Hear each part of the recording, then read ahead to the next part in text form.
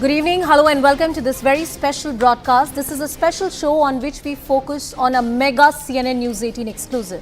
This exclusive and this story is about a scam that has gone unnoticed for far too long.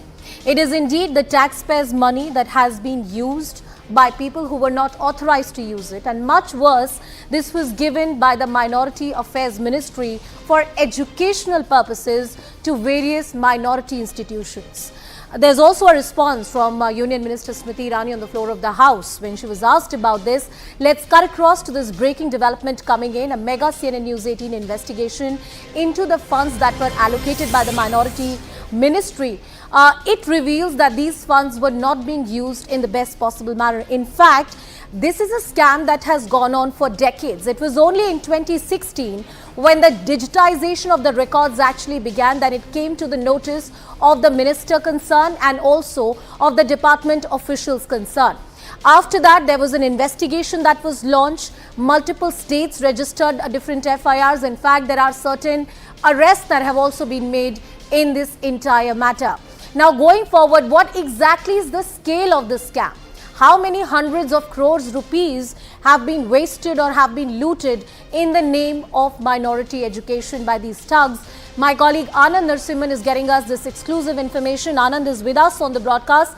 Anand, I want to understand from you, since when should we understand the timeline of this scam that has come to light? And what exactly is the quantum of money that we are looking at? Well, this entire aspect of providing scholarship to minorities and students, be it from class 1 till PhD, this was the pre-metric and post-metric.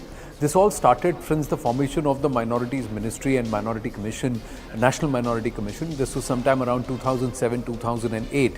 And since then, till date, we are given to understand nearly 8 crore such scholarships have been disbursed or given. In the current year itself, the year 22-23, there are nearly 26 lakh verified approved applicants for the scholarship. How do they apply for this scholarship? They go apply it via the Registered Minority Affairs Commission and or the National Scholarships Portal, where at the National Scholarships Portal, nearly about 86% of the applicants for scholarship are from minority groups. So what happened is, since about 2016, the process of digitization started, and with digitization, it's direct benefit that is transferred. So a student who applies, a minority student representing an institution with a minority quota recognized by the Madrasa board, has to have first the stamp or the approval of the minority officer in that institution. That minority officer is supposed to be approved and stamped by the district nodal officer or the minority nodal officer. So there is a process to which the applications will be first scrutinized. But what CNN News 18's investigation and sources within the Minorities Ministry confirmed to us here at CNN News 18 is that there has been a lot of aji-baji, and this red flag was raised soon after the current Minister of Minority Affairs, that is Smriti Irani ji, took charge. And if we remember correctly, we had put it out here at CNN News 18. It was a big splash that the scholarship of students from class 1 to 8, nearly 40 lakh such applicants, had been done away with. And it had been done away because education was free. So if education in all government institutions and government aided institutions was free, then what's the need for scholarships from classes 1 to 8? Now, one more aspect is that this scholarship, these scholarships which are given to minorities, are fully given out by the center. It is not given out by there is no 50-50 participation of state or any other entity in these scholarships. It's totally given out by the center. Till date, from 2007 till about 21-22, if you were to take this period, nearly 22,000 crore has already been disbursed. Annually, an average of about 2,300 crore is disbursed. The entire issue, the red flag or the eyebrows were raised within the ministry when these 40 lakh scholarships were scrapped. There was no furor, no uproar. Nobody raised their voice. Nobody asked a single question. Right. And then thereafter, we are given to understand the deep dive happened, and the deep dive unearthed some very startling details, Anusha. Anand, about 40 lakh students, and you rightly pointed out that if these funds were stopped, it should have raised questions. There should have been people out there saying, look, our scholarship money is gone. And this is direct evidence that this money was not going for educational purposes. And I ask this question aloud, that who's to be blamed for this mess or for the scam? Because as you point out, it has gone on for far too long. It went unnoticed. Was there corruption at the local level, at the central level? Who should we ask the right questions to?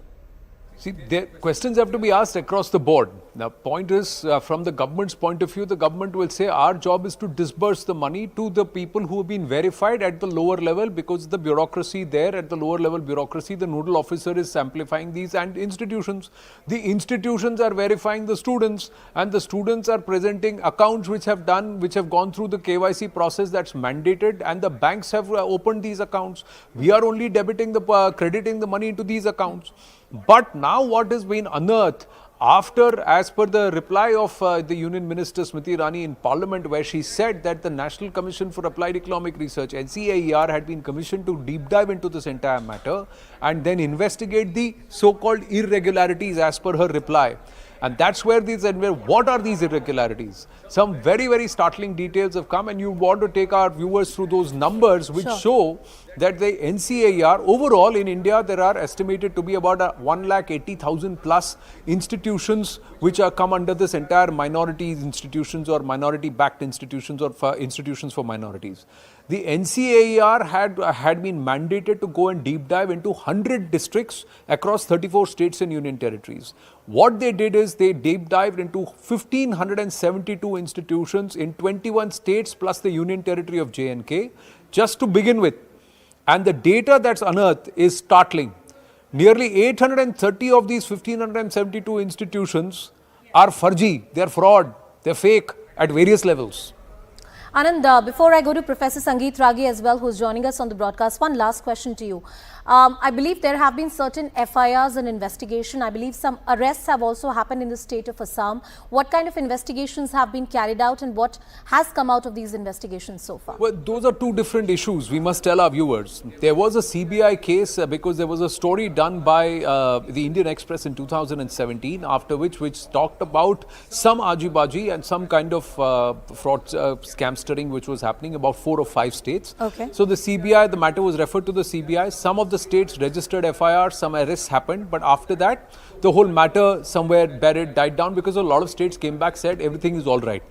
This is a different matter altogether. We are given to understand, and we are awaiting a confirmation from the CBI, that sometime in early July, around the 10th or 12th of July, the ministry itself has moved the CBI and asked the CBI to wade into this massive fraud that is there. Because, Anusha, the 830 institutions out of 1572 which have come out fake by the NCAER, they have themselves drawn, only these 800 institutions have drawn 144 crores in fake scholarships in the last 5 years. Absolutely. So imagine the scale of corruption which is opening up in front of us, and also how organized this syndicate could be. The details are very, very startling, to the extent that there are places in our country where in one bank there are 66,000 scholarship accounts. So obviously there is a certain level of fraud that is happening. Absolutely. There are certain districts which have drawn 8 lakh scholarships in the last 5 years. How is that even possible? It does not happen. We've all studied, come through the college system, and in our colleges and universities, scholarship was on merit, 5, 10, maybe if it's a big institution, it could be even about 50. Absolutely. But 500, 5,000 applicants from one particular institution, 8 lakh aspirants in 5 years from the same district. These are all huge red flags, along with mobile numbers. One mobile number connected to more than 2,000 accounts. One mobile number connected to more than 500 accounts, scholarship accounts. So the question is also that somebody sitting in some of these banks was opening up these accounts, doing KYC. And these accounts are all linked to one particular number. Somebody, somewhere, these nodal officers are all furgy. Absolutely. They don't exist. In a lot of cases, the name of the institution exists, but there is no physical body. Yeah. Or in cases, the institution exists, the students don't exist. The students are all furgy. So at various levels, there is a lot of fakery and fraud that's happened, and that's now only opening up. The skeletons are only tumbling out of the closet. They're only tumbling out of the closet, and these institutions that you talk about, at the very least 420 is the case that is made against them, and a CBI investigation is a must in a matter like this, keeping in mind that this nexus, as my colleague argued, has gone on for far too long. Anand, thank you so much for pointing the details of the story and breaking it down for our viewers.